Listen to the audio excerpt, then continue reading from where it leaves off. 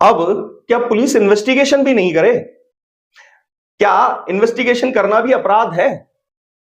इस तरह के वीडियोस में इस तरह के टाइटल जो मैंने जैसे आज वीडियो में लगाया, तो क्या पुलिस को जेल भेजना चाहिए इन्वेस्टिगेशन के लिए? देखिए साहब, सिंपल सी बात है। पुलिस भी तो यही करती है आपके साथ।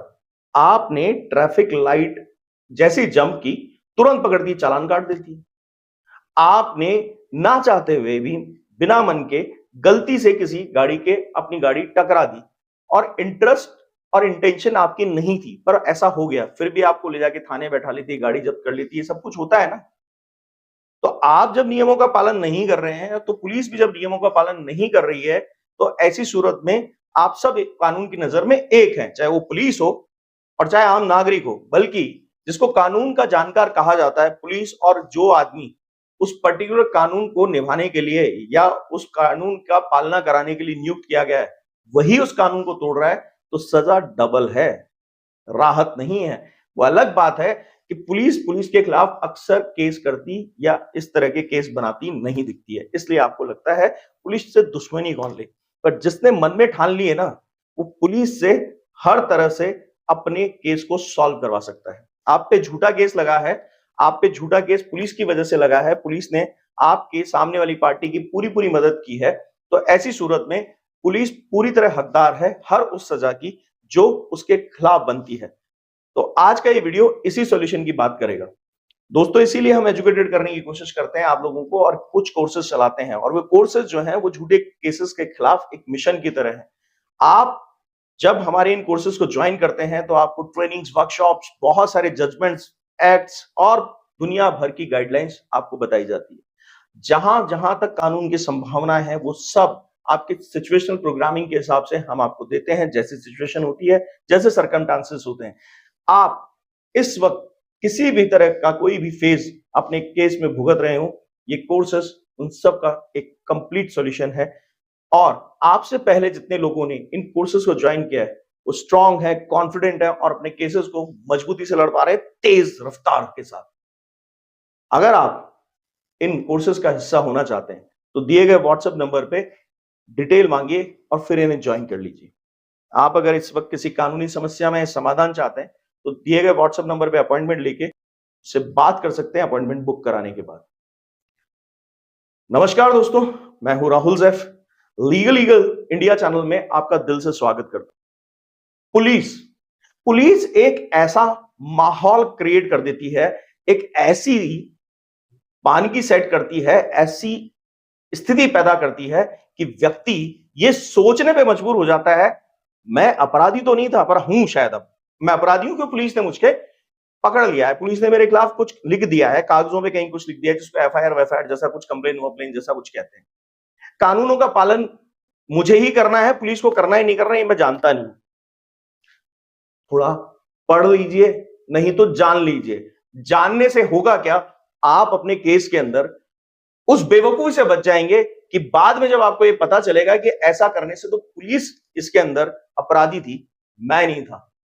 इसका फायदा क्या होता है? इसका फायदा यह होता है कि जिस झूठे केस को पुलिस द्वारा लगाए जाने पर आप अपने केस में एक अपराधी की तरह लड़ रहे हैं, उसमें आप रॉकेट की तरह बाहर आते हैं और पता ही नहीं चलता है कि ये केस कितनी जल्दी बस्ट आउट हो गया। 498 कैसे क्वैश कराएं, 498 को कैसे डिस्चार्ज कराएं, डीवी कैसे डिस्चार्ज कराएं, डीवी को कैसे खत्म कराएं, बस इन्हीं चीजों की कोशिशें मत कीजिए, मत कीजिए। क्योंकि पुलिस अगर डोमेस्टिक वायलेंस केस के अंदर प्रोटेक्शन ऑफिसर के रूप में अगर गलत इंक्वायरी कर रही है या कर ही नहीं रही है, ये भी ध्यान रखिए। बहुत सारे लोग कहते हैं सर डीआईआर तो है ही नहीं हमारे केस में, और है तो कुछ किया ही नहीं है हमारे केस में। अगर पुलिस ने आपके केस के अंदर एफआईआर के बाद प्रॉपर इन्वेस्टिगेशन नहीं की, बल्कि एफआईआर करने से पहले भी उसे प्रॉपर इंक्वायरी करनी होती है, पर वो दोनों ही नहीं किए, तो ऐसी सूरत में पुलिस ने आपके केस का अच्छा खासा बाजा बजा दिया है। बावजूद उसके उस बैंड बाजे को बजाने के बाद भी वो झूठी चार्जशीट पेश कर देती है, और इतनी गलतियां होती हैं, इतनी ज्यादा गलतियां होती हैं कि आप सोच नहीं सकते हैं कि एक एक चीज से आप खेल जाएंगे। और मैं आपको बता देता हूं, इतने जजमेंट्स हैं कि एक गलती चाहिए, सिर्फ एक गलती। मैं एक छोटा सा एग्जांपल देता हूं। मान लीजिए पति पत्नी का केस है, पत्नी ने 2 दिन बाद जाकर एफआईआर कराई, बस इस आधार पे कोर्ट केस को खत्म कर देगा। जी हां, ये काफी है। अब ये सुनने में आश्चर्यचकित कर रहा होगा आपको, या फिर एक बार तो काफी लोग सोचेंगे अविश्वसनीय, भाई विश्वास नहीं हो रहा, अनबिलीवेबल है, ये हो ही नहीं सकता। पर भाई सब ऐसा होता है। जजमेंट्स है ना, उनको तो नहीं झुटला सकते। इतने जजमेंट्स हैं, पुलिस की इन्वेस्टिगेशन में छोटी छोटी फॉल्ट ही केस को खत्म कर देती है। क्यों है ऐसा? क्योंकि इन्वेस्टिगेशन का मतलब होता है collecting the evidences. Proper evidences collect किए जाने चाहिए। किसी भी केस को दर्ज करने की रीजनिंग उसके पास होनी चाहिए। आपकी पत्नी अगर आपके घर से निकली है तो फिर उसको ये रीजनिंग प्रॉपर तरीके से सेट करनी पड़ेगी कि क्यों उसने आपके घर के पास से ही किसी पुलिस स्टेशन में कॉल नहीं की। आजकल तो वैसे भी ऑनलाइन का जमाना है, कॉल करके ही बुला लेती पुलिस को। फिर भी अगर वो वहां चली भी गई तो वो अक्सर लिख देती कि वहां की पुलिस ने हमें सुना ही नहीं। कई बार ये बहाना लगा दिया जाता है, पर इसका कोई एविडेंस नहीं दे रही होती हो। तो ऐसी कई चीजें हैं जिनको आप अपने फायदे में ले सकते हैं। इसके अलावा चार्जशीट में भी बहुत सारी गलतियां करती है पुलिस, क्योंकि इसका नाम है आरोप पत्र। हिंदी में ज्यादा जल्दी समझ में आता है, यानी कि चार्जशीट का मतलब, चार्ज का मतलब एक तरीके से एलिगेशन। ठीक है, जो एलिगेशंस आपके ऊपर पुलिस ने लगाए हैं, उन एलिगेशंस को बकायदा एविडेंट होना जरूरी है, उनके साथ एविडेंसेस का सपोर्ट होना जरूरी है। कहानी ये होती है कि पुलिस मजे मजे में वो चार्जशीट लगाती है, जिसका नाम लिखना होता है लिखती है, जिसका नाम लगता है कि थोड़ी सी गड़बड़ है, मैंने एफआईआर में तो उसको डराने के लिए डाल दिया, ऐसे रिश्तेदार का नाम डाल दिया जो उस घर में रहता ही नहीं था, वहां पर कभी आया ही नहीं, पर सिर्फ इसलिए डाल दिया कि वो रिश्तेदार और बाकी के 2-4 रिश्तेदार मिलकर आप पर प्रेशर बनाए और अपना नाम हटवाने के चक्कर में आप एफआईआर के स्तर पर ही अपनी पार्टी से सेटलमेंट कर लें। एफआईआर ब्लैकमेलिंग के लिए ज्यादा लगाई जाती है हमारे यहाँ पर, और इस बात में मुझे कहने में कोई गुरेज नहीं है। या आप लोग भी बैठे हैं, अगर मैं सही कह रहा हूं तो कमेंट सेक्शन में अभी पहले लिख लीजिए, बाद में आगे देख लीजिएगा वीडियो। कमेंट सेक्शन में इस सपोर्ट में लिखिए कि एफआईआर क्या हिंदुस्तान में हर एक काम में ब्लैकमेलिंग के लिए नहीं लिखी जाती।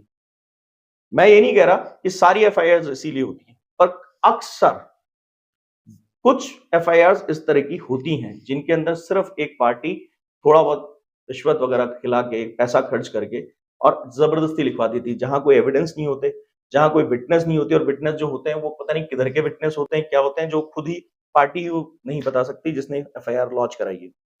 तो अगर ये सब इतने सारे पॉइंट्स अगर आपके केस में शामिल हैं, और भी कई हो सकते हैं, जैसे कि पुलिस ने आपके जिस घटना स्थल का वर्णन किया है उसके बारे में विजिट ही नहीं किया, ना उसके बारे में लिखा है कि किस व्हीकल से गए, कब गए, किस वक्त विजिट किया, कौन कौन वहां थे, कुछ नहीं बताया है, और चार्जशीट में डायरेक्ट ऐसे लिख दिया है।